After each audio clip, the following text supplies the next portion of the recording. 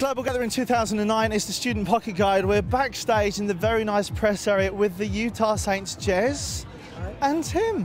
Hey, it's really nice here, isn't it? It's very nice. It's very sweet. So how you? Just gonna stay here for a bit.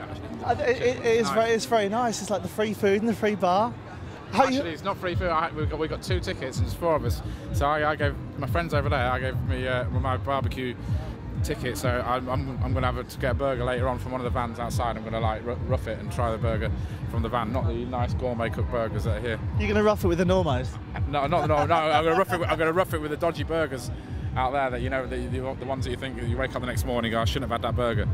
So I'm just dreading the showers and the toilets in the morning. It's going to be nasty. Yes, it is. So don't get it mixed up, whatever you do. Well, I've been checking out some of the ladies. I might just accidentally do it. It might be kind of cool. How are you finding global gathering so far? It's been great so far. I mean, we haven't been here as long as we should, as long as we wanted to. Sorry, but we got a bit late. But basically, it's, as you can see, it's one of the few festivals which seems to be able to dictate the weather. It's like we were here last year, sunny as you like. This year, sunny as you like. I've even got sunglasses on to prove it.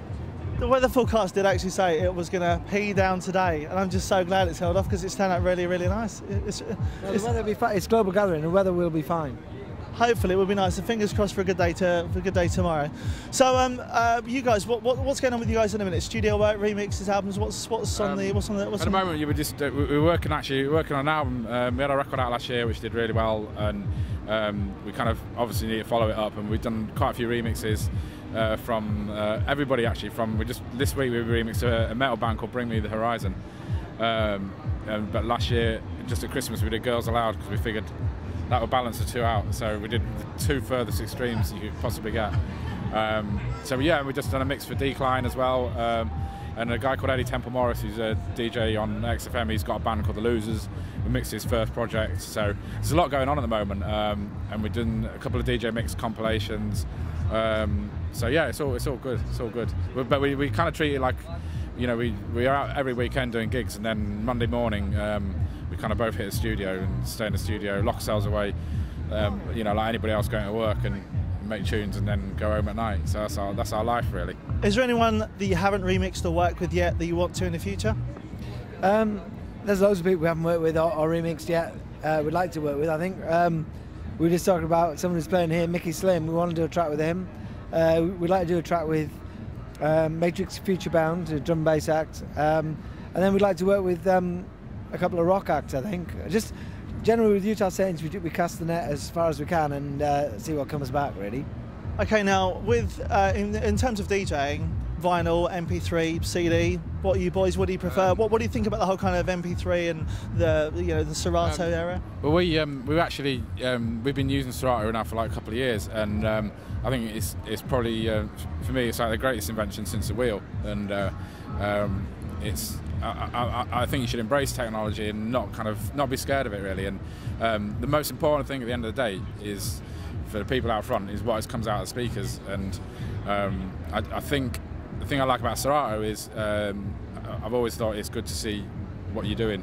The problem for me, say somebody DJing for a laptop, is you can get a little bit, you stood behind a laptop and you can't see what's going on kind of thing. And I've always loved the whole turntable thing because I kind of started off being a turntablist myself and doing the whole DMC thing back in the day. So I've always liked, when you hear a spin back on a record, it's nice to be able to see someone go like that on a big record. So just, I like Serato because it's vinyl. It's a nod to the past, a step to the future.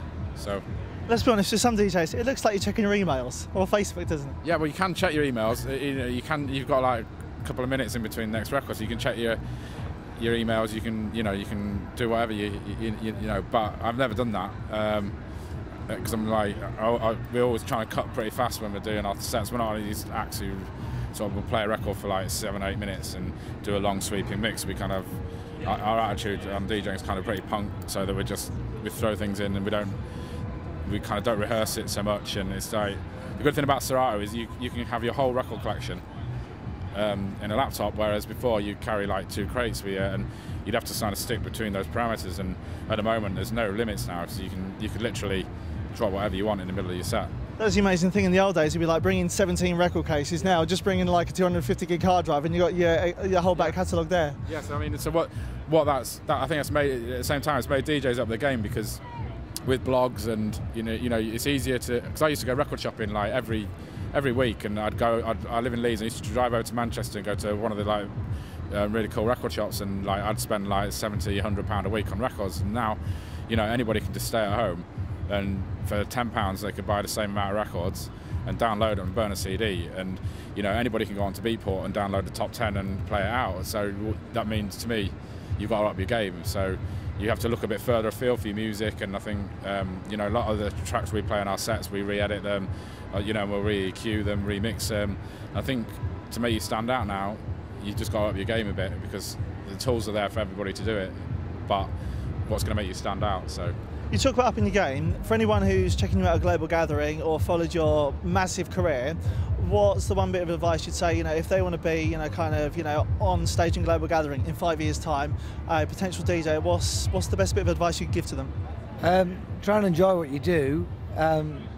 So don't just do something because you think you should be doing it. Try and do it because you enjoy doing it, and keep doing stuff and keep positive. It's like sometimes it's easy to kind of get down on things and get a bit negative and hold yourself back. But I think as long as you keep positive and enjoy what you do, those are two bits of advice I'd give to anybody. The other thing as well is kind of, I think a lot of people kind of look at somebody on the stage and they go, right, I want to be the next Prodigy, I want to be the next Orbital, I want to be the next whoever. And it's like all those people, I think it started out, and you know, there wasn't the Prodigy then, they are the Prodigy. So it's kind of be yourself and be like original. Don't try and be something, you know. The problem is a lot of the record labels are going, right, we want the next Prodigy or we want the next Calvin Harris, you know, but you want to try and think a little bit further, one step ahead of that, and do your own thing original, and then everybody else wants to be like you rather than leave. And when you're not doing festivals, when you're not in the studio, when you're not remixing, what do the Utah Saints do to chill out, watch TV?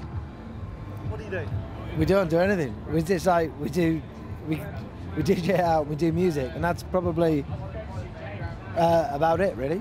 I think when you got your own business, whatever it is, you never switch off. So, you know, my wife might be sat at home watching America's Next Top Model, and I'll be checking out something on the internet, you know, and it's like, it's quite sad because I should be just sat there, you know, like chilling with it, but I've got my laptop there, and I'm like, and I never switch it off, and it's like, it just goes with the job, really. I think if you want to stay on top of it, it's 24/7. Well, look, I'm going to let you get your barbecue action going again and your drinks going again. Listen, guys, thanks for your time. Enjoy Global, and it was really nice talking to you. Thank you.